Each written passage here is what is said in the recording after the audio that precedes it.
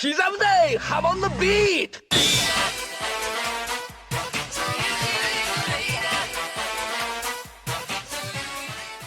Welcome back to another JoJo chapter review. This time we'll be taking a look at the 13th chapter of Crazy Diamond's Demonic Heartbreak, the prequel to Part 4 starring Josuke and Whole Horse. In the last chapter, Josuke was trapped inside a memory of Darby's by Pet Sounds, while Karaya prepares to attack him. Meanwhile, Whole Horse encounters Ryoko under the effects of the stand and aiming a gun at herself. This chapter continues from Whole Horse's perspective, where he tries to get the gun out of her hand. While under the effects of the stand, Ryoko enters the memory of Kakyoin after being defeated by Darby. She sees Joseph and Jotaro from his perspective as he's sucked into the doll. Once inside the doll, she comes face to face with Kakyoin's soul. Meanwhile, Josuke is still frozen by experiencing Darby's fear, and wonders why he's so scared over just a poker game. Darby wonders how Dio was able to see through his cheat without any accomplices, since as in the original manga, Darby has paid off all the people in the bar. He says that Dio didn't have any help and did it right in front of him. Josuke says that he believes in Darby's skill as a gambler and thinks that whatever's happening to him must also be right in front of him. He realizes that Pet Sounds must be nearby for the illusion to be so clear, so he punches in front of him with Crazy Diamond. Ryoko starts speaking to Kakyoin, who is somehow able to interact with her. This is pretty notable since it's the first time someone has actually been able to interact with a Pet Sounds illusion.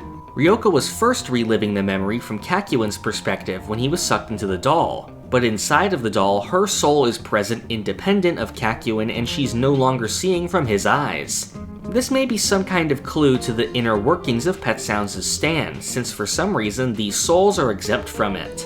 Another thing that's interesting is in reality, Ryoko is pointing a gun at her head, while the memory she's reliving seems to have nothing to do with that.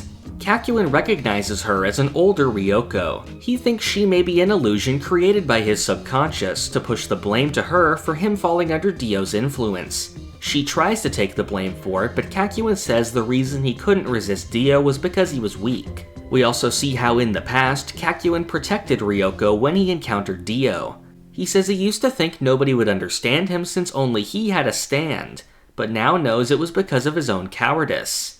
Terrence Darby gets defeated by Jotaro and Kakyoin starts to leave the doll. Ryoko thinks that maybe if Kakyoin stayed, he wouldn't have to end up dying, but instead she reassures him that he'll win as he disappears.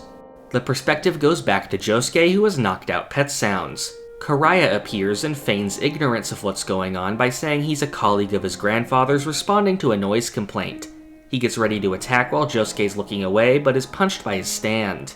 Josuke says that the reason he knew was because a normal cop wouldn't have actually tried to help a delinquent like him. This was another fairly good chapter, and I can see us starting to reach the end. First of all, the meeting between Ryoko and Kakyoin was well done. I predicted early on that Ryoko would end up getting some kind of closure for Kakyoin's death through Pet Sounds' ability.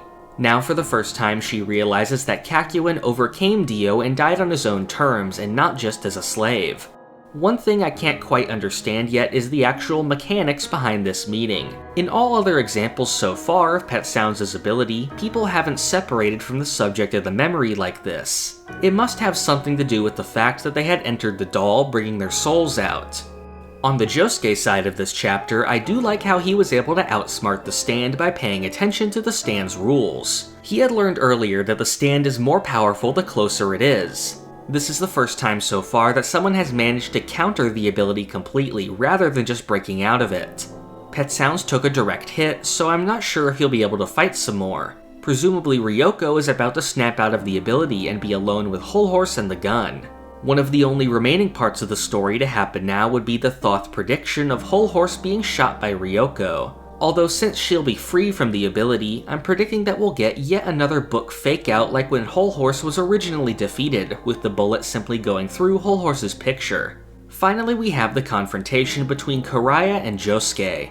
If Pet Sounds is really knocked out of this fight, then it makes me wonder how this could possibly go down. The elephant in the room is that Karaya may be some kind of vampire. I'm assuming that he'll undergo a delayed transformation soon, similar to Vanilla Ice. With the end in sight, I'm going to go with the estimate of there being 2 chapters remaining. Unless something entirely new is introduced, I can't see this going on for one more volume. The first 2 volumes released with 5 chapters each.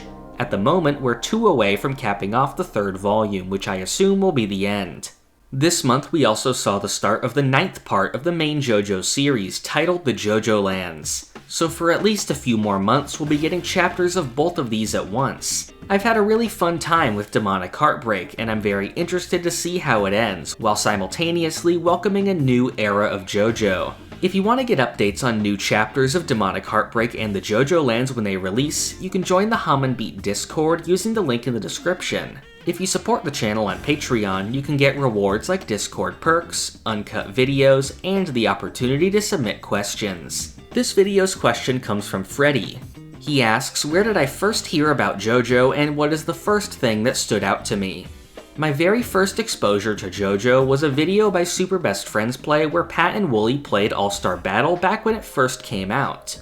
I was very interested in the generational aspect of it, where each protagonist is related and even the son of the original villain appears. The other thing that interested me was how different characters had unique powers, like the difference between Hamon and Stans.